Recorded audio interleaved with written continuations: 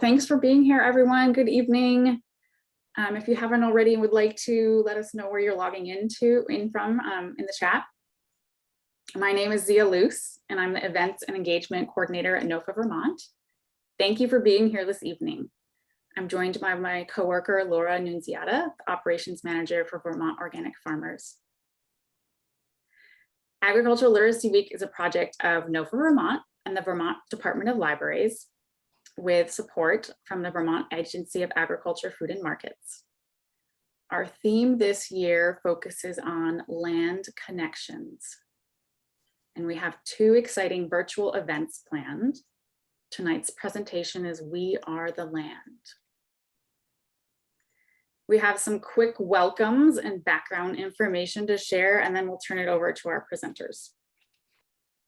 We would like to begin our time together with an acknowledgement of the colonial land history of Vermont.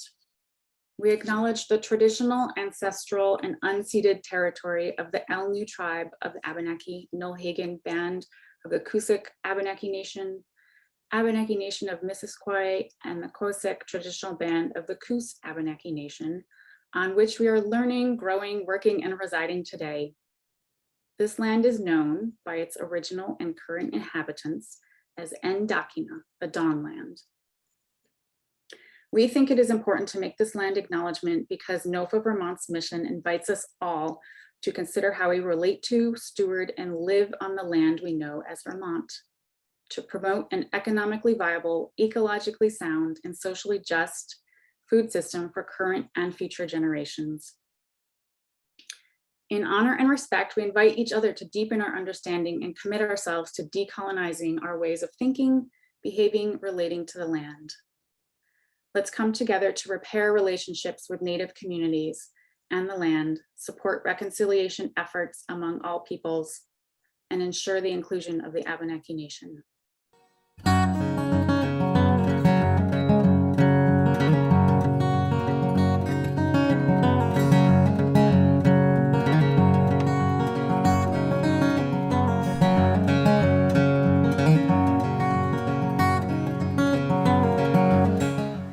Hi, my name is Grace Odell, and I'm the Executive Director of NOFA Vermont. We're so glad that you're joining us for Agricultural Literacy Week. Ag literacy is critical to our work at NOFA in building a just, verdant, and ecologically thriving food system. Everyone needs to understand how food is grown, how it gets from the field onto your plate, all the people along the way who support that process. Understanding the how of how our food system works is so critical to transforming the food system we have to the food system we need. A community that's truly resilient is a community that's in right relationship with its place and its land, with the people who make up that community, and with its values. These offerings we're excited to share with you as part of this Agricultural Literacy Week are a small way of helping share some of our values with you and inviting you to join us. Thank you so much for joining. We hope you enjoy. All right, we just wanted to share a little bit about NOFA Vermont, the Northeast Organic Farming Association. That's the organization that coordinated the event tonight in partnership with the Department of Libraries. We're a statewide membership organization made up of farmers, gardeners, homesteaders, and food enthusiasts. And it's our 50th year. We work on a range of programs, policies, and projects like farmer services, providing technical assistance, farm to school and farmers markets, policy and advocacy, making our voices heard at the State House, community food access. We believe everyone should have access to Vermont grown and raised foods. We manage a cost share CSA model, coupon matching programs, and discounts at farm stands for Vermonters using their EBT cards. And I plan events, including Agricultural Literacy Week, our summer workshops, and our winter conference. And I help coordinate the growers across the state for our Abenaki Land Link project. Our organic certification team certifies over 800 farms and producers annually.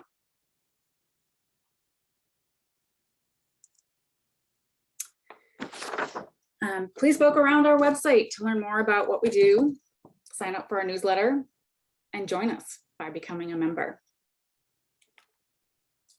So this evening, as I mentioned, this is a partnership with the Department of Libraries, and we are joined by several staff from the Department of Libraries, and I would love to turn it over to Tom McMurdo for a few welcoming remarks. Awesome, thank you. I love NOFA, I love the work you do. My garden, while organic, is a little too small to be certified so far, I think. So, but we'll see what I can do next year. Good evening, and thank you for coming tonight. I am Tom McMurdo. I'm your interim state librarian, and I'm pleased to be part of another annual collaboration between the Department of Libraries and NOFA Vermont. We've been partnering with NOFA for, I think, about 12 years. At least it's definitely been over a decade, and it has been great. There have been so many interesting programs over the years, most of which were in person and hands-on in our local libraries. But as we said, we are pleased to continue the programming online despite the pandemic. It is important to remember that being careful is part of respecting the power of nature. In that context, we are proud to still offer rich online programming despite, and again, for the second year in a row. And thanks to the creative staff at NOFA and the Department of Libraries, including Zia, Joy Warland, Karen Graveland, and Jonathan Clark. We must also thank the Institute of Museum and Library Services, that's IMLS, for supporting the Department of Libraries and our partners in providing funding for literacy program to Vermonters. Libraries are associated with literacy, and we are pleased to be part of this agricultural literacy programming.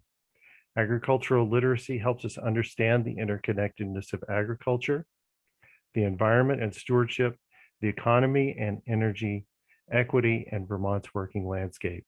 Thank you for joining us, and enjoy the event. Wonderful, thank you, Tom.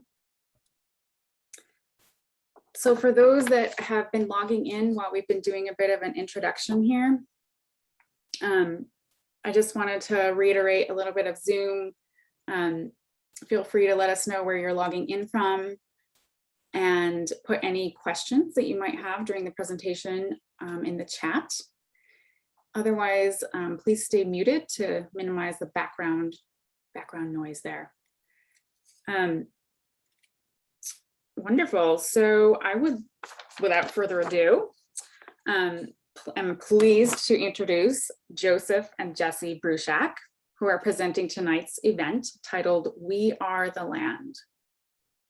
Joe has been creating literature and music that reflect his Indigenous heritage and traditions for over 40 years. He's a proud Nulhegan Abenaki citizen and respected elder among its people. He is the author of more than 120 books for children and adults.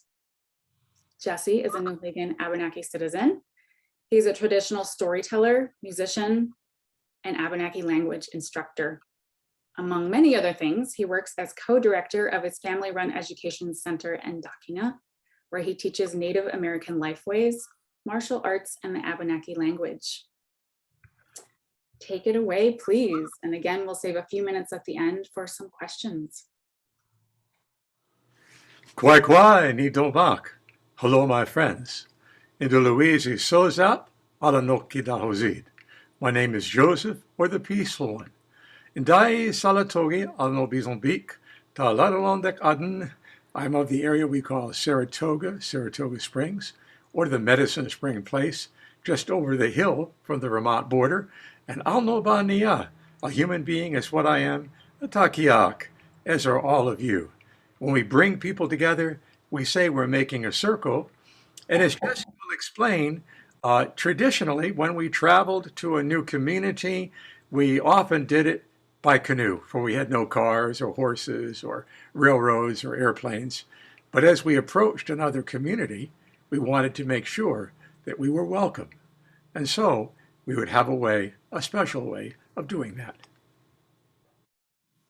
Kwai kwai mzuyawani. Hello, everyone again. India Louisi, Jesse. My name is Jesse, and it's a real pleasure to join you, and thanks to NOFA for this opportunity. We're just two voices of a much larger Abenaki community you can see behind me. And I hope that, like the land acknowledgement, thank you for offering that. This is a beginning for you to, if you're inspired to learn more about the Abenaki history and the ongoing struggles and things that we're doing as a community throughout a large area behind me. You see on this map, we're of course like right over here in Vermont, and our family, as my father said, grew up just across the border south of Lake George, which we consider part of Petonbowk. The double, or the water between, includes Lake George and Lake Champlain. We'll talk more about that, but as my father said, those waters are what connect us all. And Ayak means we are the land, but certainly without the waters, we would never come together. We consider the water the blood of the land. It's what connects all of the people. And when someone would approach, usually by way of canoe on one of those rivers or a lake like Lake Champlain, a song would be sung to announce our arrival. I'd like to share one of those songs, and then I'll change it and sing what would be a welcoming song from the shore to let the people approaching by canoe know that they could bring their canoe ashore, spend a little time, and share a little bit together, as we'll be doing with you tonight, just for a little bit of time. And we'll begin with this song. I'm going to use a hand drum on an old instrument, and again, singing in two parts, a greeting song from the canoe and then a welcoming song from the shore. Yo guano de yo guano ra, yo guano de yo guano da, gaiwani he ayuk yo he, gaiwani he ayuk yo he, gaiwani he ayuk yo he, gaiwani he ayuk yo he, yo guano de yo guano da, yo guano de yo guano da, guano de guano de guano de guano da ne, guano de guano de guano de guano da ne, guano de guano de guano de guano de guano de guano da ne, guano de guano de guano de guano da ne, guano de guano de guano de guano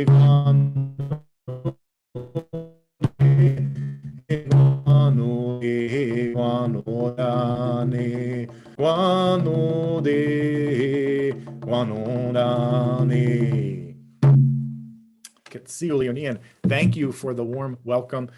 To follow up a little bit on the land acknowledgement, we heard the names of 4 communities, and to say that my name is Ndiluwizi, as I am called, to say where I'm from, I'd say Nudziawi in the language, Nudziawi Nibizonbeek. I'm from a place called Saratoga Springs, or the Medicine Water place, where our family's from. Each of the communities are named by the place, often by the river. We heard that in the case of Missisquoi and Nulhegan. It's often the case that Indigenous people have carried the name of the river upon which they live. It's not always the case, but it is always the place that we are from or of. When I say Nudziawi Nibizonbeek, means I'm from the Medicine Water place, but the root, a little bit of derivational morphology in there, is ia, Nudzia. You hear ia. If I say me, I say in the language nia. That means me. If I say you, I say kia. Kia, that's you. The N is me, the K is you, the ia part is your substance, or what you are made of, really.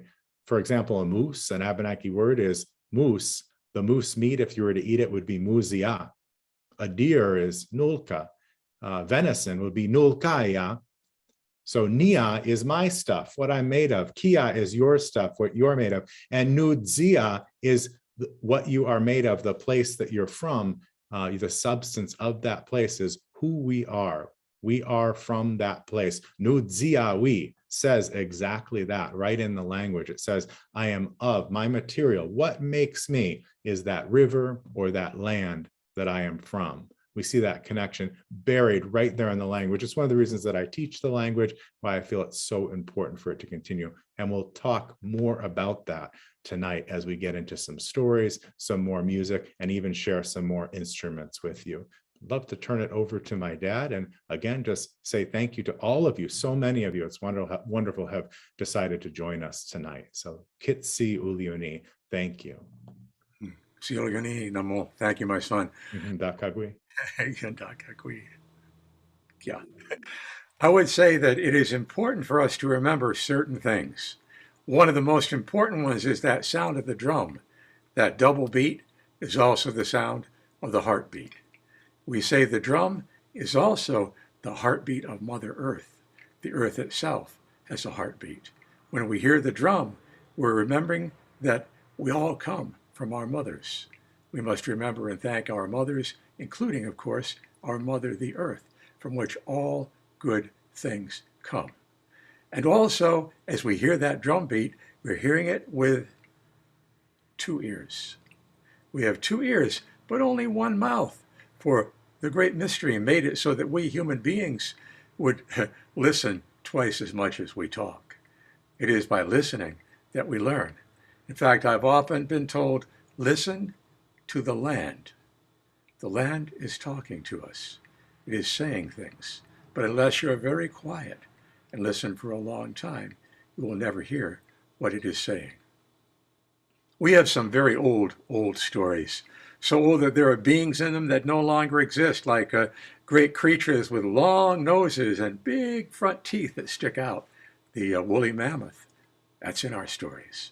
And others indeed are there, and often our stories explain how things came to be. I think I will let Jesse tell the oldest of those stories, which talks about the creation of Lake Champlain and this place where we are. But one of the stories that's almost that old is how we human beings were created.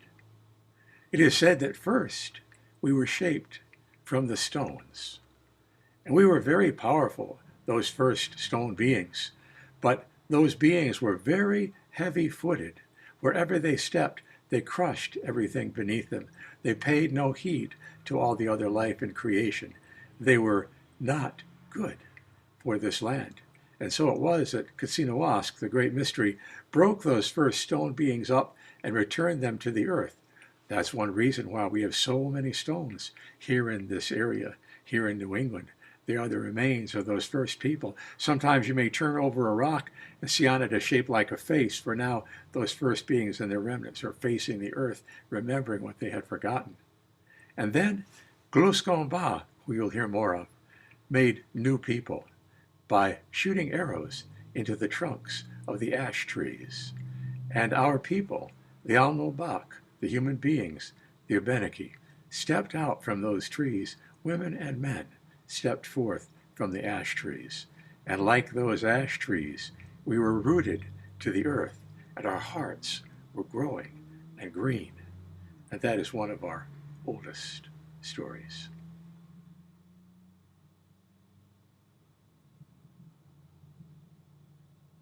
Namo. Like to follow up, my father mentioned creation, and that's part of creation, and the creation stories were only told at this time of year, between first and last frost. So it's been a while since we've told these stories, and they're very important, but they're said to have a lot of power. As my dad said, that idea of listening. There are some stories that are told all year round because there are lessons in stories. A good story can entertain us. That's important in the long nights and short days of winter. So we have more stories to tell this time of year. And they include these stories, the story of how all things came to be. And I'll begin even before that time when humans were made. And they say that this one, Katsinawask, this great mystery made Ndakinna, the world, made Alakwasak, literally Alakwasak means stars, but literally our guides, the ones that guide us, Alakwasak. Naniponsat, the night walker or the moon, Kizos, the day traveler or the sun. And after making all of these things, that mystery noticed there was still a bit of creation left over on its hands. And so like we have all been doing now more than ever, Kazildza, washed the hands of creation, and dust fell to the earth, not too far from checking the chat where all of you are. That dust hit the earth, and the earth began to move around for the first time on its own, because that dust had the magic of creation within it, pulled itself together and shaped a body. And Uhaga, with two pedinal, two arms, two hands, two wieldzial, and udip, a head, and it sat there upon the earth. Well, Katsinawask looked down and asked a question. Some of you may remember part of this question, what it means. Katsinawask said, Awani Kia, who are you? But there was no answer. This one just sat on the earth. And so Katsinawask, Nadodumawa Agama Mina, asked this one again, Awani Kia, who are you? Again, there was no answer. Katsinawask asked again, Awani Kia, and finally a fourth time, Awani Kia, then realized this one was not going to answer without some help. And so Katsinawask reached into the clouds and pulled forth 4 bolts of lightning. Threw down the first bolt, and it split and struck this one on either side of its head, opening up the first 2 dawagol, the first 2 ears. As my father said, it's so important for us to listen, to be able to hear 2 sides of every story, to listen closely. And so now this one could hear the words of Katsinawask asking that question. But there were 3 bolts of lightning left, so Katsinawask threw down the next bolt. It split as well and created 2 more openings, 2 usizagol, 2 eyes, so this one could see and behold the beauty all around it of creation. But Katsinawask continued to throw down bolts of lightning. The next one came, it split and created 2 more openings, the first 2 nostrils. So this one could smell all that was good to eat from all that was bad, that which was medicine from that which was poison, that nose that let us know the places we know, our home, from those places that are dangerous, that good water from bad water, all of these things that our nose can do. And then 1 bolt of lightning, 1 final bolt came down and struck this one once again in its head and created a final 7th opening. That bolt didn't split, it just created one mouth, so that this one could drink the water that was good, take medicine and eat, and also speak. So Katsinawask, Nadodumawa Agama Mina,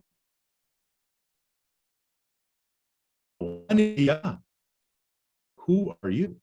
And now this one could hear, and this one could answer, and said, Odzihozo Nia, Odzihozo Nia, I am the one who shaped himself. Sure enough, it was true. Odzihozo had brought himself together from that dust of creation, and Katsinawask looked down and said, you are wonderful. And Odzihozo looked around and said, Onda, you made all of this. You're the one who's wonderful. And Odzihozo wanted to see more. We know how beautiful Ndakinna is. And long ago, Odzihozo looked around the land and saw the wonder of everything. Mulhin tatoit, he said, this is just wonderful, and wanted to see more. Like a child, Odzihozo just wanted to see what was there over the horizon. And so Odzihozo tried to move, pushing to either side with that power of creation, that dust of creation that Odzihozo shaped himself from. He was able to push and move forward. But as he did, he was so powerful, he pushed up mountains. He pushed up on one side, the Adirondacks, on the other side, the Green Mountains, and traveled along the land. Then looking and seeing those mountains, reached to the top of them, grabbed and started to pull and slide even quicker to see more of the beauty of the land, but also change it forever. As he reached and pulled, his fingers made great big gouges in the sides of those mountains, and he slid along and traveled throughout the land like this until Katsinawask decided to say something else. Katsinawask said, Kizila kia wizwongan bamigizim pombazit. Perhaps your name should be the one who crawls around on his butt. Odzihozo was at first insulted, but then realized Katsinawas was just trying to help. Odzihozo shaped a body, arms, hands, a head, had those 7 openings to hear, to see, to smell, to talk and taste and eat, and had never shaped legs.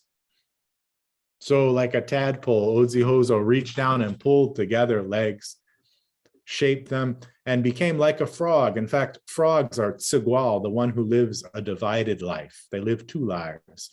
Like a frog, now stood for the first time. And where Odzihozo had finally been sitting when he pulled together those legs, created a great big hole in the ground, shaping them. And those gouges that Odzihozo had made with his fingers in the mountains, the soglun, the rain that's so important, a gift from the thunderers, started to come down.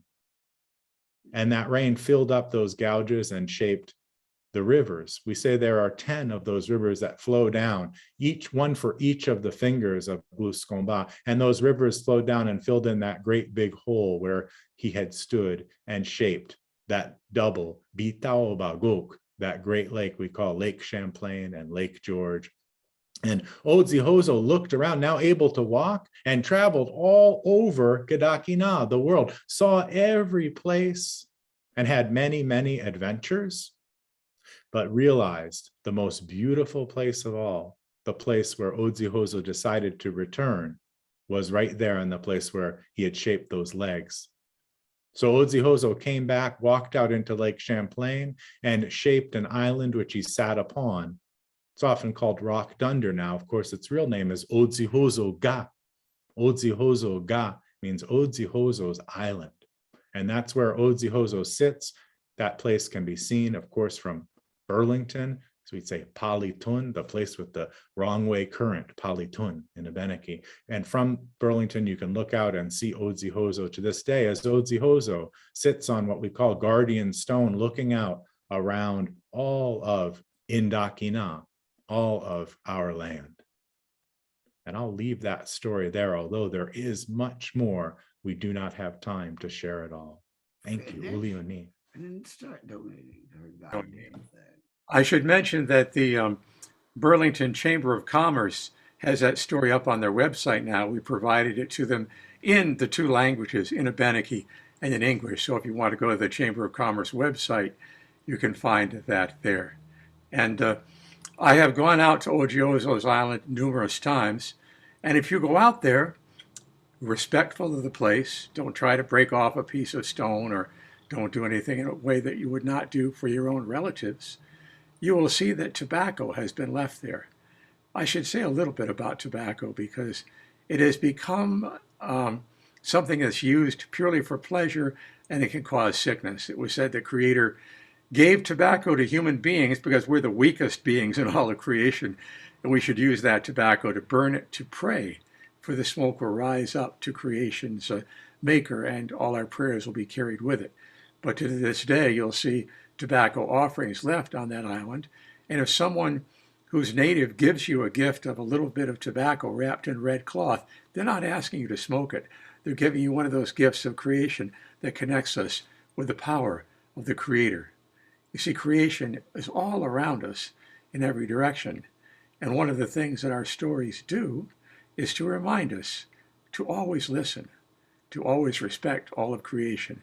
And the purpose of our stories, as Jesse intimated, is 2 things. 1, entertainment. In fact, I suppose one reason why we have a storytelling time in the winter is because we really need it in the wintertime when we were stuck in our wigwams and our lodges and couldn't go outside for long periods of time. To tell a story and hear a story was a great gift. But also it is said that stories are so very powerful that if they are told at the wrong time of year, they may cause the natural world to become confused. The corn may forget to shape its ears. The birds may forget to feed their young. Everything will start listening to those stories. So we show respect to the power of creation by only sharing those creation stories between first frost and last frost. Although in some parts of Vermont, that's 11 months of the year, isn't it? But that's yet another story. We have many gifts that the Creator gave us. One of them was that drum that Jesse started off with. we say that the drum did not exist until the people began being selfish and not sharing with each other, just keeping everything they knew in their own lodges, and people were suffering. So the one we call Ojihozo, or Gluskomba, which is another name for that one who's a changer or a trickster, made the first drum and played it. And when he played it, the people came out of their lodges and joined hands and danced together. They saw how good it was to share. And so from then on, we have had that drum as a means of calling us together, reminding us of the power of sharing. And I should point out that one of the sad parts of Indigenous history in this continent is that often the drum was forbidden to our communities. In fact, in Vermont, if anyone played a drum in Swanton, Vermont, back 50 years ago, the state police would come to the house and confiscate the drum. And in Canada, where Abenaki communities are, the church said the drum was an instrument of the devil instead of the heartbeat of the earth. And there too, it was forbidden. So often what our people did was to sing their songs using a rattle, which you can't hear from far away. And if someone came to the house where people were singing and dancing, immediately they would pull out a fiddle, begin playing a fiddle tune, so it looked like they were having a square dance instead of engaging in some pagan activity like singing a song that thanks creation. So there have been many things that have happened on this land, and our people have held on to who they are against great odds. One of the reasons why the Abenaki nation was not visible for so long was self-protection. You may know the Vermont Eugenics Project that sterilized people who were substandard Vermonters. The University of Vermont just recently apologized to the Abenaki nation for that eugenics project, which they were central in pushing forward. And in some parts of New England, even into the 1990s, Abenaki people, Wabanaki people, Passamaquoddy, Penobscot, Mi'kmaq, Maliseet, could have their children taken from them just because they were Native American and did not have the kind of living wage that their white neighbors had. Children were taken and forcibly adopted out. There's actually a documentary called Dawnland that came out recently that talks about that process and that way that the people of Maine are trying to say their apologies to our Native people for that happening. But of course, through it all, the power of story, the power of song, is not meant to depress, but to lift the spirit, to join us together, to make us see the beauty of all creation, the way beauty has been given to us by so many things. For example, we say the animals are our teachers. The wolves taught us to sing together. The bear taught us to care for our children. And the bear is also a doctor, for it knows what medicines to take when it's sick. And if you follow a bear and watch what it eats, often it will eat the things that are medicines for human beings. And then there are the birds. And the birds gave us a very special gift of song. And this leads to another one of our native instruments, and I'll let Jesse continue on that line. We've just seen the departure of pretty much all of the songbirds from Ndakinna recently. They have flown south along with the en-dak-enna, the geese. And one way that we can remember those things that leave us is story reminds us of the warmth of summer, of that time when we're able to travel about on the land in our canoes and visit others. And also, we miss the songs of the birds during this time of year. And so the flute is an instrument I'd love to share with you. It is inspired by those songs and by the winds that bring the change of the seasons. We're thankful for those changes. And the flute, like the drum, is a connection of heart between all of us. It reminds us of that heartbeat we share. We say that the flute reminds us of a circle of breath that unites all of us through the winds, through language, through speech, through song. It's all carried upon those winds. And at this time now, Pobun, winter, the winter winds are blowing into our land. I just drove through a lot of Vermont. I drove over Deer Leap by Pico and Killington, and I saw that there was snow on top of the mountains, and that winter has certainly come. And so to remind us of those warmer days ahead, that spring will return again, we have a flute. and the flute can be played. The flute reminds us of the warmth of summer. It also reminds us of the love that we can have between one another. My father spoke of some of those hard things, but one of the really powerful and important lessons to remember is that all of our lives, every moment of our lives, we're living upon our mother, the earth, and we're living beneath our father, the sky. And it's the love between the two of them that gives life. It is that love that's what we're reminded of, and that creates the wind. We say it's the changing of those seasons, and it is in fact the changing of heat and temperature that brings us those winds. So a lot of this knowledge was known and understood, and as I play the flute, not only does it remind us of those birds, the birds come back in the spring.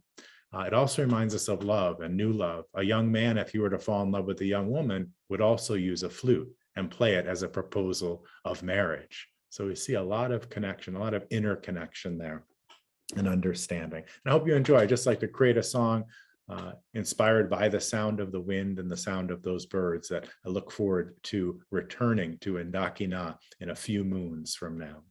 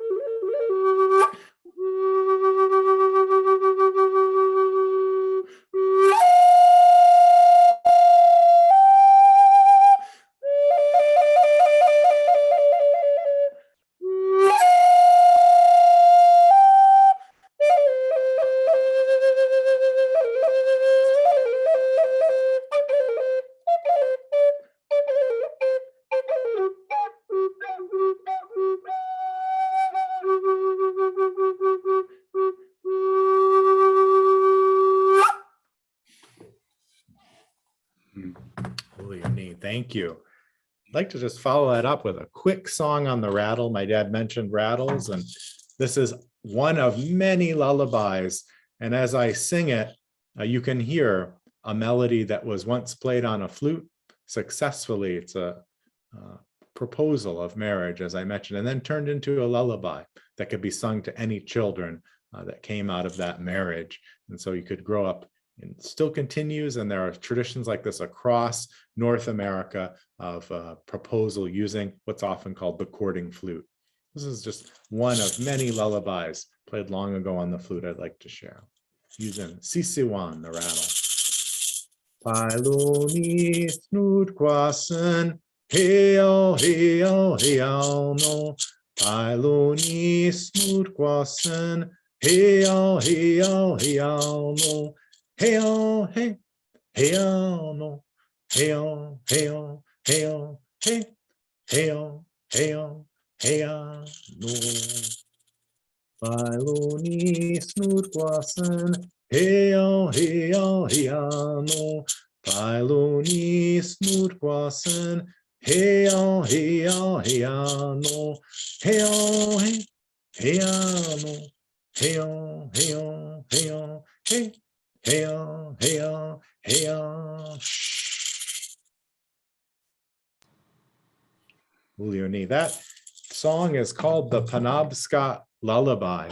And the Penobscot are our closest relations in Maine to Western Abenaki, both linguistically. The song Pailoni Shnud Kwasin, I can understand, saying sleep well, little baby.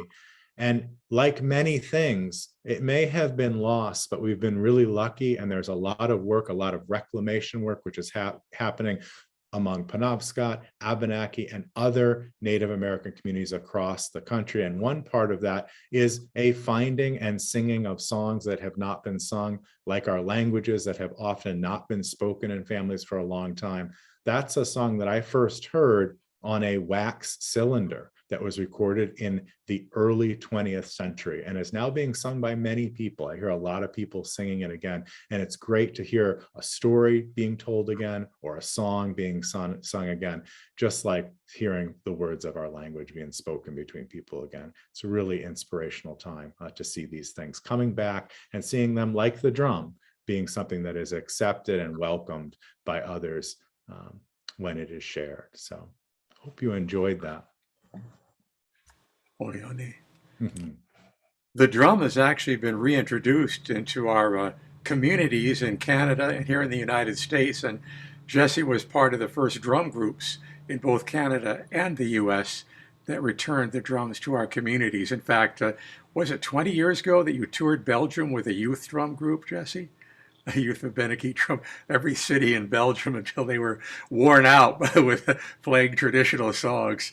But when we hear the sound of the drum, when we hear music played, it lifts up our hearts. And so too can stories, even stories about very hard times. We've been going through a really hard time, as we all know. This last 2 years has been trying, but there are many of our stories which also talk about hard times and what happened in those hard times.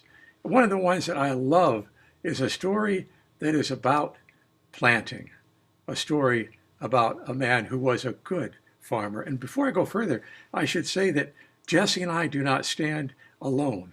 We are on the shoulders of many who came before us. I mentioned Maurice Madawilas Dennis, an Abenaki storyteller. I mentioned Stephen Atienne Lolo, Stephen Laurent, and so many others who have taught us language and song and story, who are no longer walking this earth with us, but whose spirits still remain with us, with the stories and with the songs. Now, the story goes that a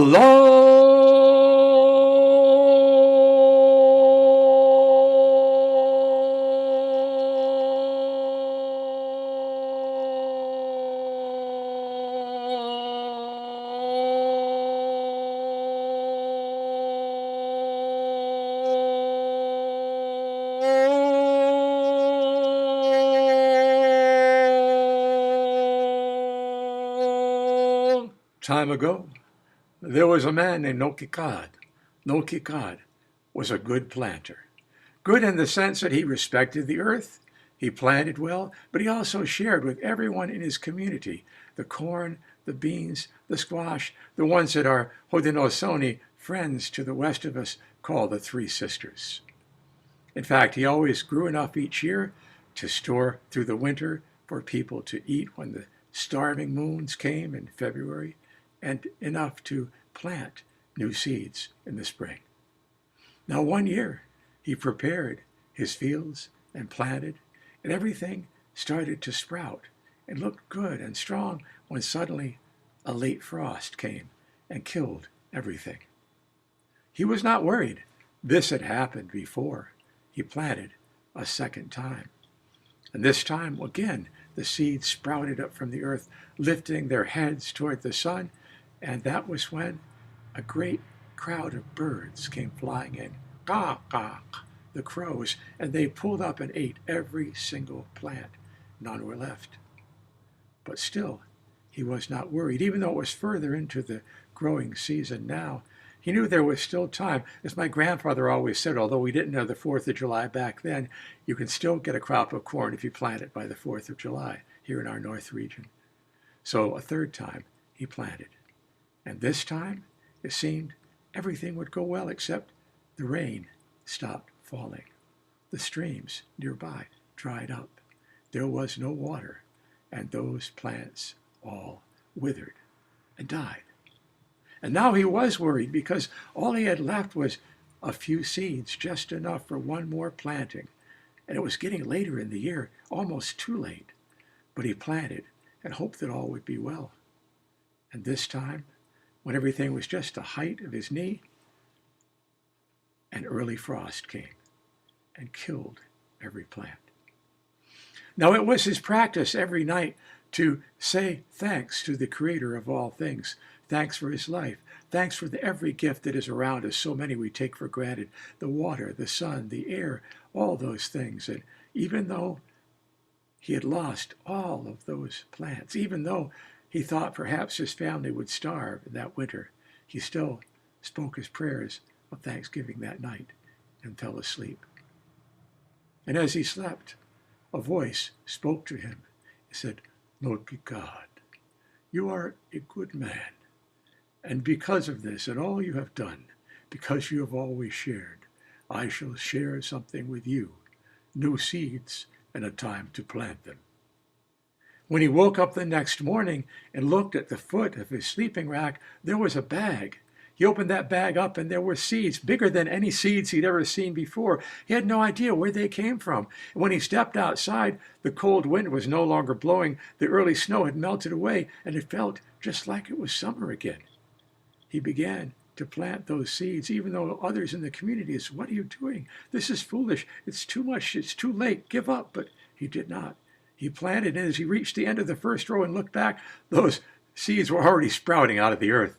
By the time he finished filling his fields with those seeds, the crops were knee-high. Then, within a few days' waste time, by the end of that week, there was enough already to harvest.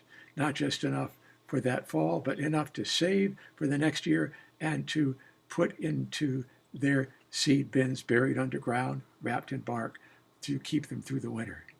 And as soon as they finished harvesting, the cold wind and the snow came back again. We are still given that time of year every year. We call it Nibun Aln8ba, which means the summer of or for a person. But you may know it by another name, Indian summer. That is how that story goes.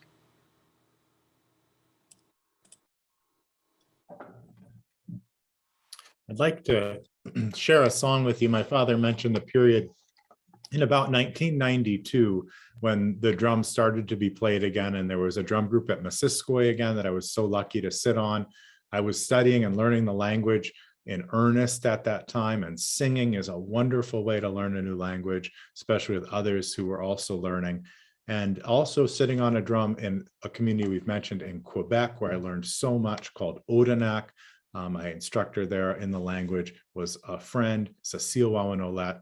I met her when she was about 88, and she lived to be 98. So I had about a decade of learning language from her, and then another decade with her son, Élie Joubert, who we lost on Indigenous Peoples Day last year. It's been a hard few years for sure, but so many things during that period, starting in around that time, coming back to the drum. And one of the songs I learned early on and played on that drum was called the Green Corn Song.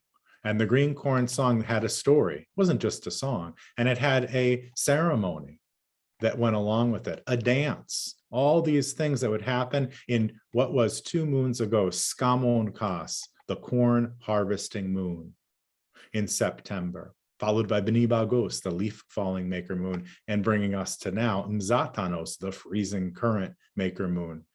But back then in Skamon Kas, this song would be sung, the Green Corn Song, during harvest. And as it was sung, the people would dance, and they'd dance up to women, elder women in the community, who were the botanists among Indigenous peoples. They would choose what corn would be saved, and then what corn would be eaten in that festival. And I was able to take part in a Green Corn Festival at that time and play and sing at it.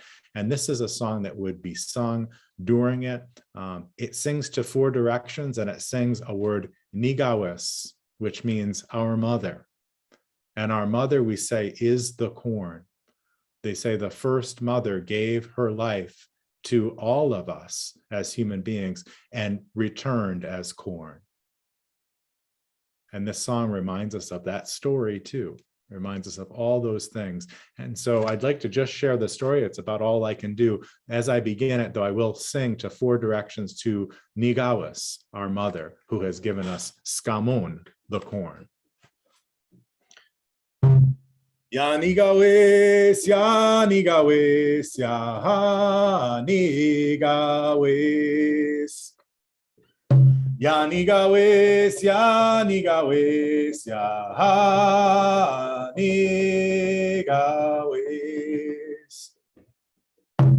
Yanigawes, yanigawes, yanigawes. Yanigawes, yanigawes, yanigawes. Hola de ge kwe I one o. Hola de ge kwe I one o. Hola de ge kwe I one o. Hola de ge kwe I one o. Hola de ge kwe I one o. Hola de ge kwe I one o. Hola de ge kwe I one o. Hola de ge kwe I one o. Hola de ge kwe I one o. Hola de ge kwe I one o. Hola de ge kwe I one o. Ulioni Skamon. Ulioni.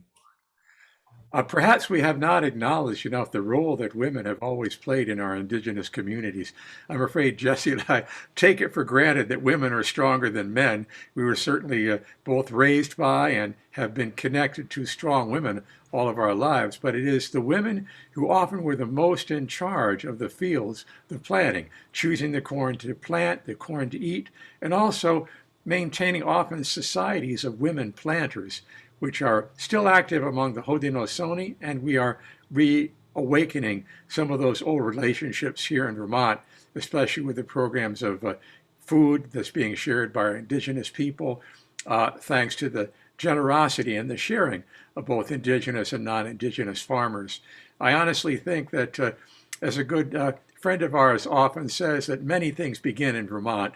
And I think that's a good example of how many good things start here in this particular state.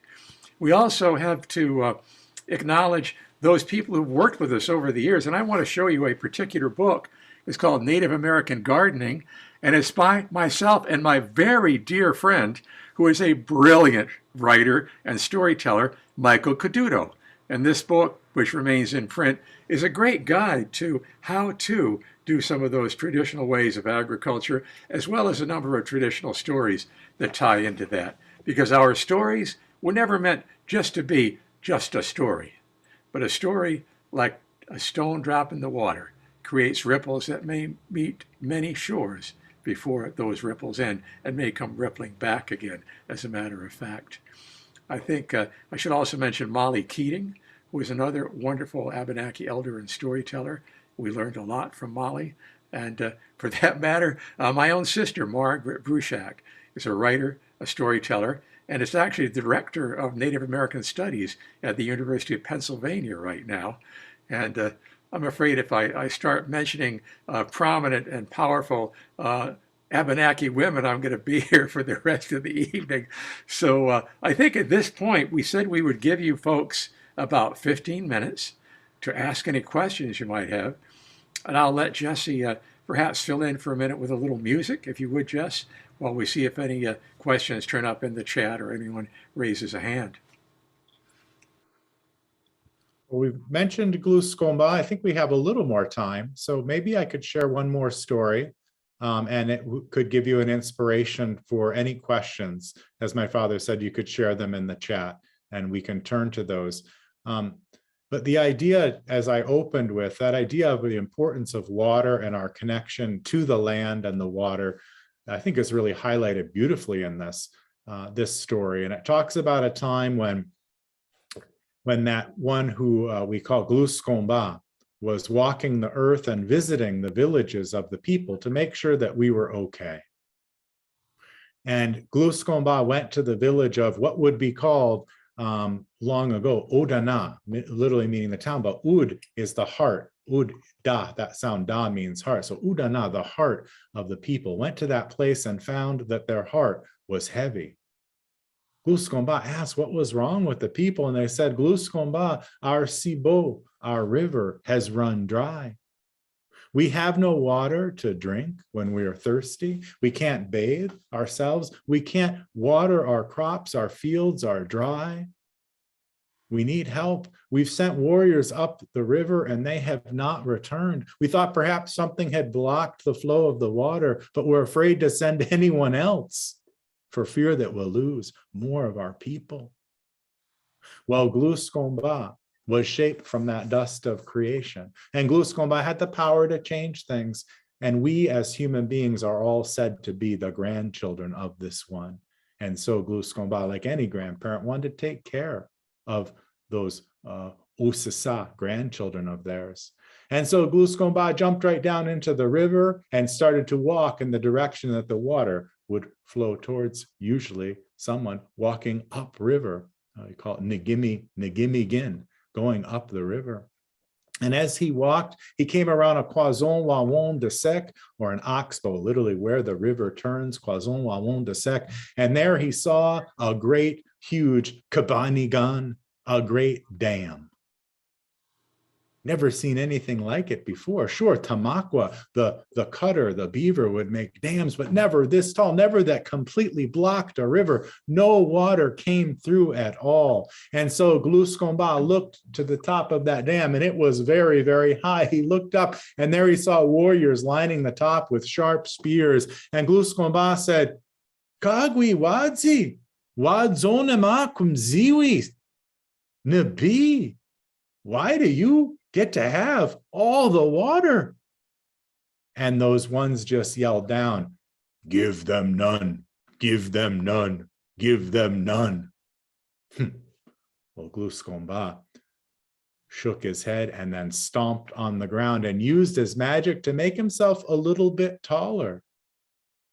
He looked up at those men and said, give me some water. And those men just said, give them none. Give them none, give them none. And Gluskomba stomped on the ground again and grew as tall. Now he could see eye to eye with those men who now looked very small to him. He asked one more time. He said, give me some water. And they said, give them none, give them none. Gluskomba stomped a final fourth time and grew taller than that dam and looked down and could see beyond it a huge lake, and laying sprawled out in that water a huge monster, full, it looked, of water, with a great big wide open mouth drinking. And those warriors all just said, give them none, give them none. And Gluskomba reached out and grabbed a great big dead pine tree and snapped it off and smashed that dam. And when he smashed the dam, the water rushed out, and all of those little men jumped off into the swamps where they lived to this day as frogs. We still hear them saying that, give them none, give them none, give them none, give them none. And that great creature dove, that great one that was laying there drinking the water, dove and wrapped its huge arms around Gluskomba, and they began to wrestle. Gluskomba squeezed this one we call Aglabem. He squeezed Aglabem tighter and tighter, and as he squeezed Aglabem, who was almost made entirely of that water he'd been drinking all for himself, water began to squirt out of him in all directions and go back into that river.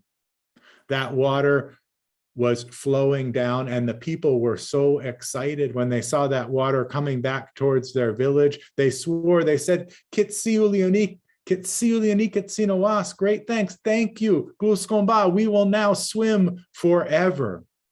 And Gluskomba finished that great creature, Aglabem, by squeezing it and squeezing it and squeezing it until it got smaller and smaller, until there was almost no water left in it at all. Didn't become a frog. It became what we call a bullfrog. And that great big bullfrog jumped up with a crooked, broken back from being squeezed so much off into the swamps with those other tsigwalaks. Well, when that water flowed by the village, just as those people had promised, they jumped into it and they were changed instantly into our relations we call Nsquamag. They were so thankful to have their water back, they changed into salmon, and they swim in those open waters to this day. They swim from one end of the river to the other, and we say that that is the way those rivers should be, and that is how that story goes.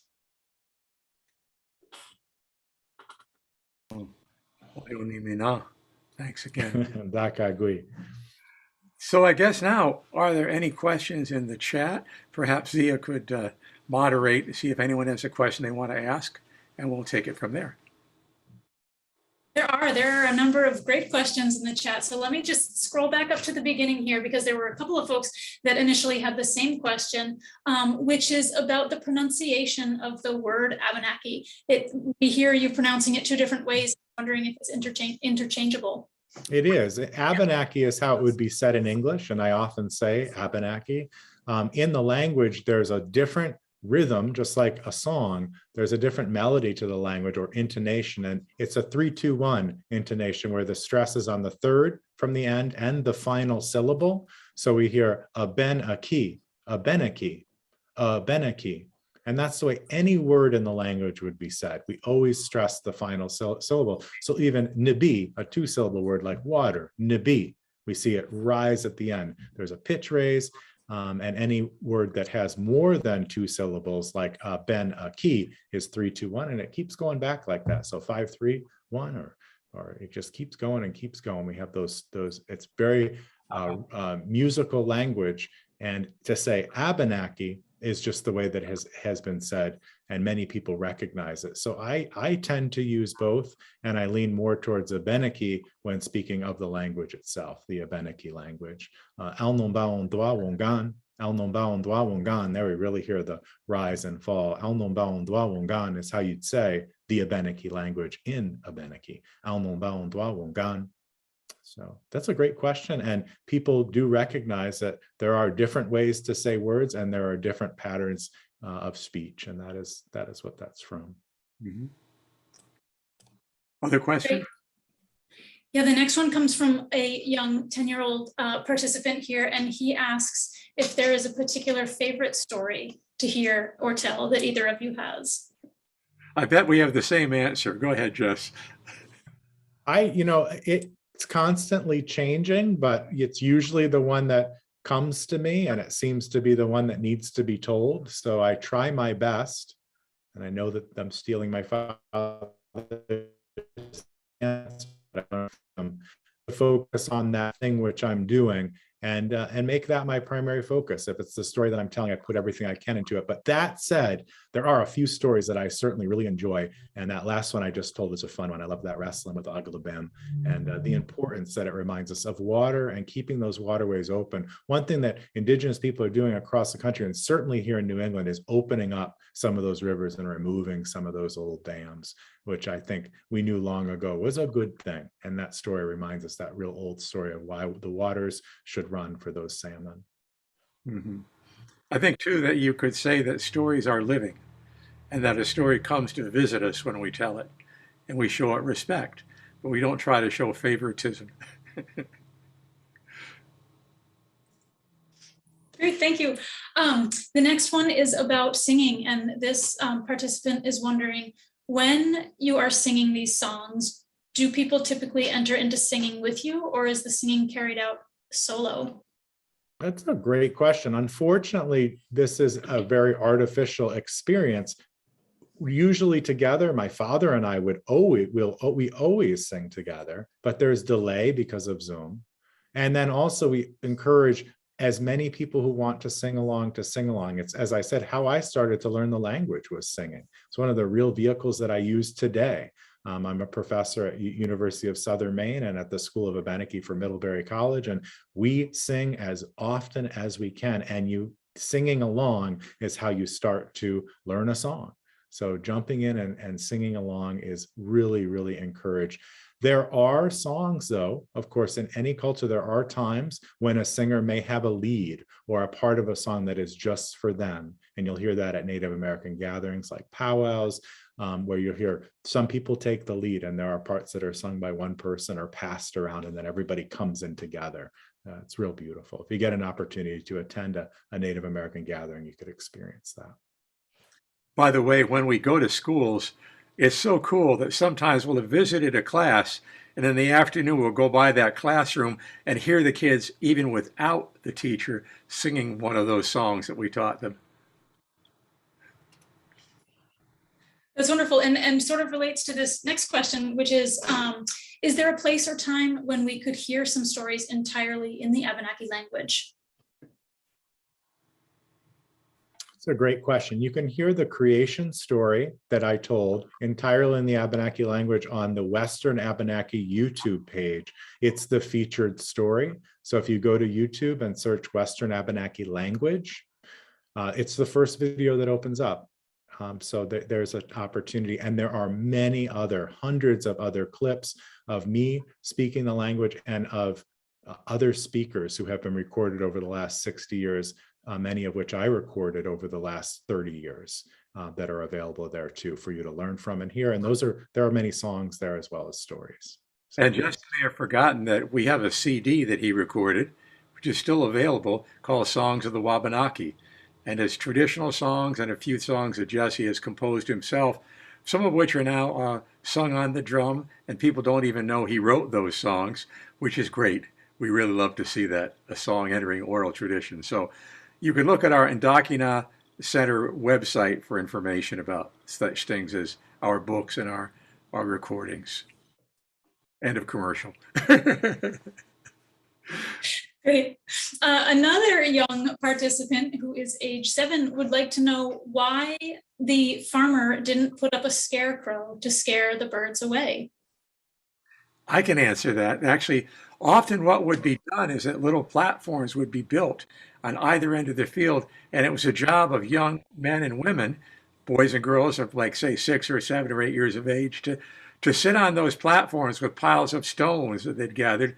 And if crows and other birds came flying in, they'd throw stones to drive them away.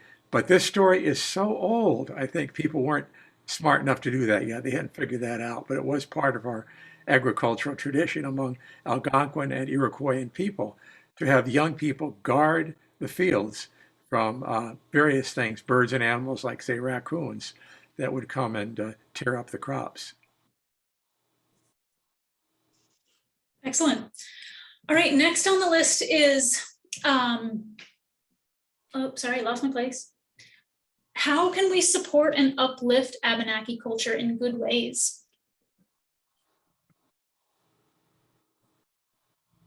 I think giving opportunities for voices like you are here to engage with Abenaki communities and recognize our presence, and also turning to Abenaki people in all things related to land and waters.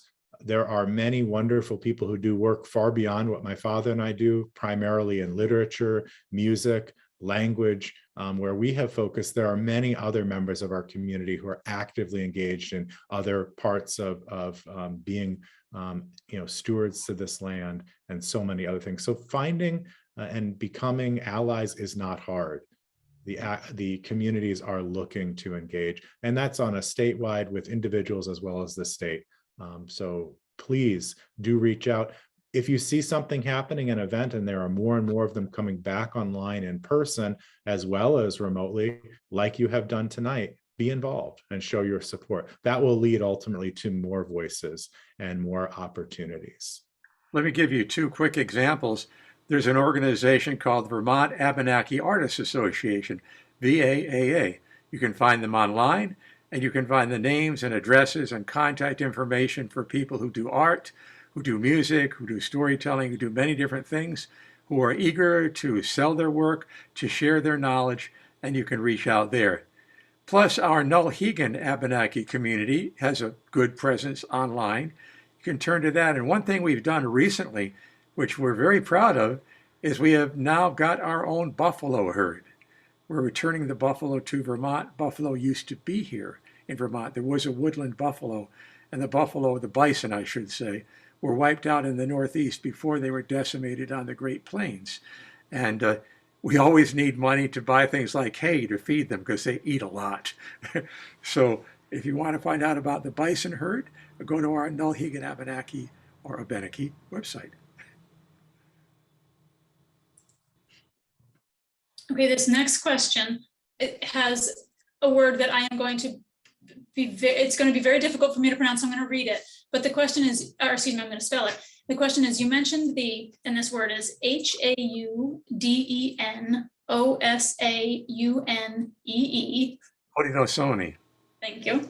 Name for the three sisters. Do the Abenaki people have another name for this combination of crops? Companion gardening was practiced by Algonquian people as well, but it included the three sisters, but they were known as companions to one another. And we heard about the mother, Nigawis would be the corn, the mother. And there were as many as 7 and sometimes more crops that were often grown together. So there were different relationships. The land was different, but also the history of farming and agriculture among Algonquin people is not as rich and not as ancient as it was among Haudenosaunee. The Haudenosaunee were much more based in agriculture than Abenaki and other Algonquin people. We tended to, until more recently, be hunter-gatherers. So there are different relationships and different histories, and certainly that story, though, of the three sisters is one that had a great effect on us, as well as the styles and methods of planting. Much of that was influenced and shared, as was culture and story and language between Haudenosaunee or Iroquois communities and Algonquian communities. And remember, corn was developed, Zia maize, hi Zia, in Mexico. And it was brought throughout the Americas to north and to south by agronomists who were very scientific farmers who developed many, many, many varieties of corn. Before Europeans came here, there were dozens of varieties of corn, just that alone, in what is now called New England and the New York State area. So this is something that goes back from community to community to community. There was a great deal of sharing. Our Coasec community is very involved in reintroducing some of these traditional seeds, Abenaki of corn, and I would recommend taking a look at what they're doing as well. It's a really great project. K-O-A-S-E-K. All right. Is there an Abenaki name for Mount Abram? Which mountain? I'm sorry, Mount Abraham. And I don't know. I don't know there. I'm sure there is an Abenaki name for everything. Whether or not it is remembered, that's a project we're doing. There is a bill, a House bill that was passed, and so we are adding many names to Vermont state lands. And I'm working actively. I'm part of that process. And sometimes it's research. Sometimes the names are known, and sometimes we have to do quite a bit of research to find them. Sometimes they weren't recorded, and we even have to try and decide on how it is we will name these places, because names have been lost. But I will say one thing about mountains, which is pretty powerful, is that a mountain, a tree, is just like a human. We would speak of them not as a what, we would say who. You wouldn't say what is that mountain, you'd say who is that mountain. Mountains are considered fully alive. A tree, you wouldn't say what kind of tree is it that, you'd say who is that tree. In my story I said awani kia, who are you? Of a tree I'd say awani na abazi, who's that tree? Of a mountain we'd ask awani na wadzo, who's that mountain? So they're considered to be living beings, these things, and our relationship to them. Even the waves on a river, tugoak, are considered, I'd say awani na, who's that wave? Even the waves on the river are considered alive. So there's a lot of animacy in the world through the Algonquin perspective of the Algonquin language that reminds us that all of these things are living, and we speak of them as it or what. Often we forget that they have spirit too. And language is important in that way. It reminds us of those things and a lot more. I would say one thing too is that often European names are actually based on indigenous names. Burlington is based on the Abenaki word that Jesse spoke. Connecticut is actually an Abenaki word, Long River. And it's very possible that Abraham was originally an Abenaki word that was misunderstood and misspelled. And as we work on this project of rediscovering the names, very often there were people in a specific community who kept the memory of that name and what that name means. So we don't know all of the mountains in Vermont, and there are so many, but a lot of them we already can tell you what that name was, or even what that community was, even though sometimes it's been turned into what seems like an English word, but in fact is a misunderstanding of an Indigenous word. Great, thank you. And I realize that we're starting to run short on time and we have so many great questions in here. So I apologize to anybody whose questions we don't get to. I'm going to keep going. The next one up here is, what type of role was there in the Abenaki of a shaman or medicine person? Well, you should understand that even into modern times, that Abenaki doctors were found around many Native communities, and Abenaki women who were midwives were very popular throughout Vermont. So that kind of traditional knowledge was kept and used even within the European community by Native people who had remembered it. And we know many people who have kept in touch with and understand traditional medicines and healing plants and use them to this day. The word shaman, of course, is not an indigenous word from this continent. It comes from Asia and from actually the Arctic region of Siberia. But we had people who were Medawalin, or who were medicine people. And I have known some people who might be called Medawalin, although they don't call themselves that. And it's a tricky thing because Western culture has romanticized and often misused those ideas of medicine power so often that we're sometimes hesitant to call someone by that term. Jess, what do you think about it? I agree. I think that's the Medawalino or Medawalin. It does have to do a bit with magic. I'll just say on the language, we have a couple other animals that have that name. We hear it in the word Medawi Hlas. And you mentioned Maurice Dennis, and he was Medawi Hlas, which is loon, literally the magic bird. Medawi Hlas, the magic flyer. And then Matagwas is rabbit.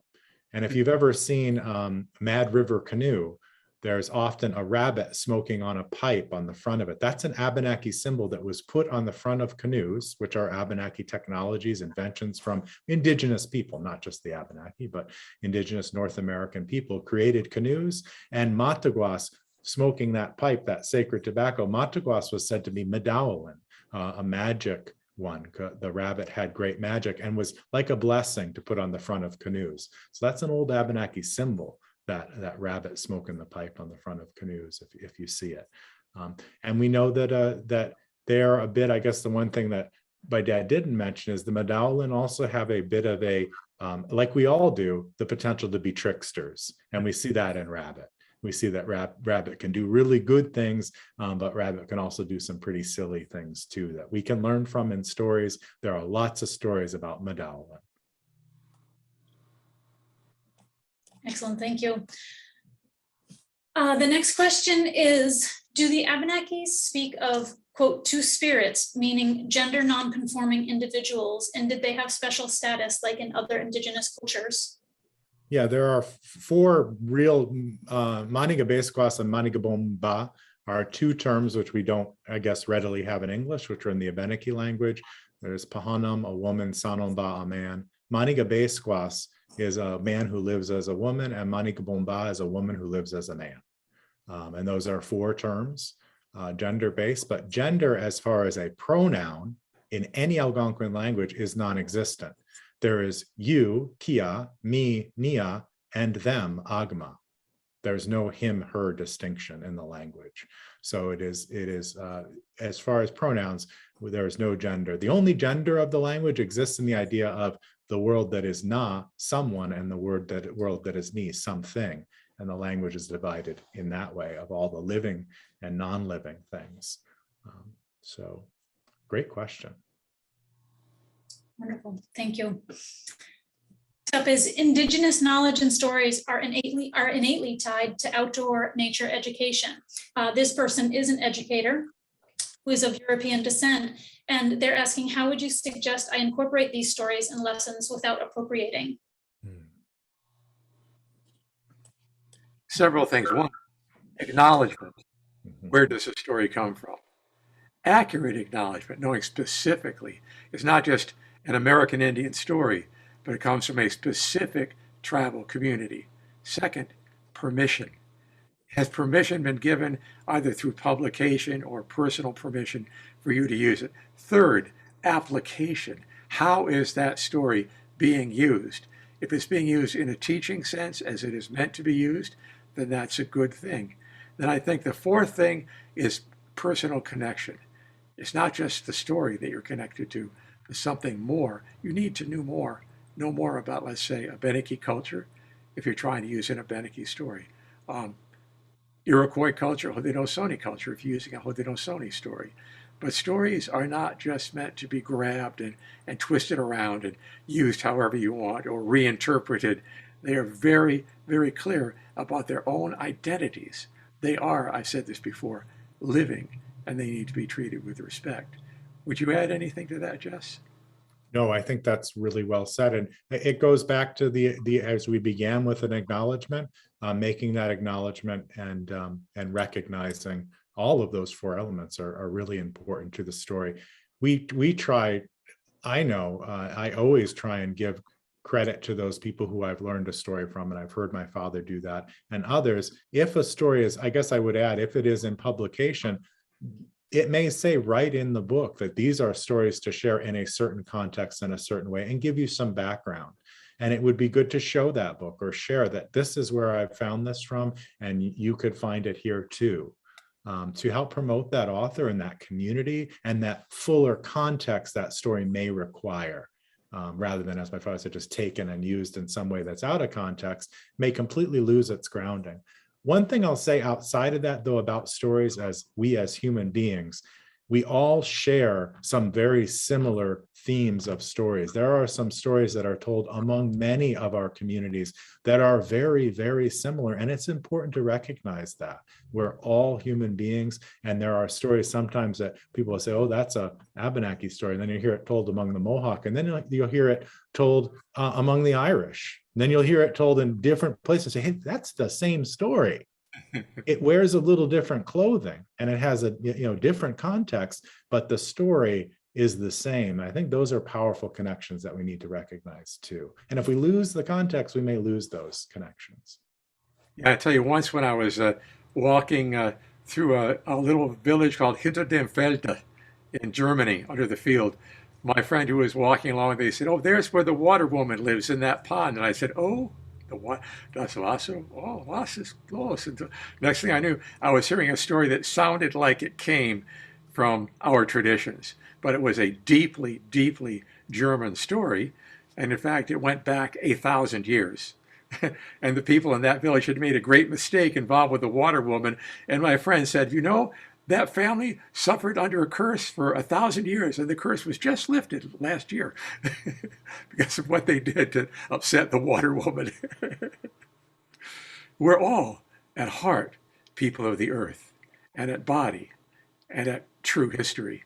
And one of the great tragedies of Europe was the destruction of women's knowledge in the so-called witch era, when women who were deeply knowledgeable and connected to the earth were condemned and killed.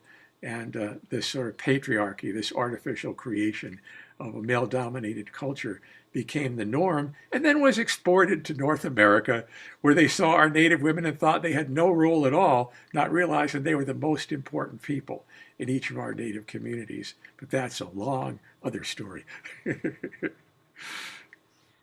Well, we are right, or 2 minutes past the hour, so I think it's time to wrap it up. I'm sorry to anyone whose questions we weren't able to get to. A lot of really wonderful questions, a lot of really wonderful stories tonight. One maybe logistical question that did come through, Zia, that you could perhaps answer is, how will the recordings be shared out? And I will pass that on to you now. Thank you so much. Great. A huge thank you to you both for being here tonight and sharing music, language, stories. This was amazing. Thank you for the opportunity, and thank you for everyone who joined us. Kitsi Ulioni. Ulioni, and Ulioni is literally, we return good to you. Mm-hmm. Given good to us by thanking us, Ulioni, and we also return it to you. Thank you. We're seeing lots of thank yous in the chat as well. This was a wonderful evening, and yes, we have recorded it, and I'll be sending that out to all registrants and sharing it with folks. So Just want to give a little reminder, we have another event tomorrow night back here on Zoom about the Abenaki Land Link project that NOFA has been involved with for 2 years now. Some folks were asking about seeds and crops and stuff. So hear more about that tomorrow with Chief Don Stevens and some of the growers. And you can still register online. But yes, another huge thank you. And we just want to wish you all a good night, and so much enjoyed hearing those stories. Mhm. Take care, everyone. Ulinanawalmazik. Take care of yourselves, and thank you again. Thank you again, and come visit us on our website, en-dak-enna.org. We always welcome people, physically and virtually.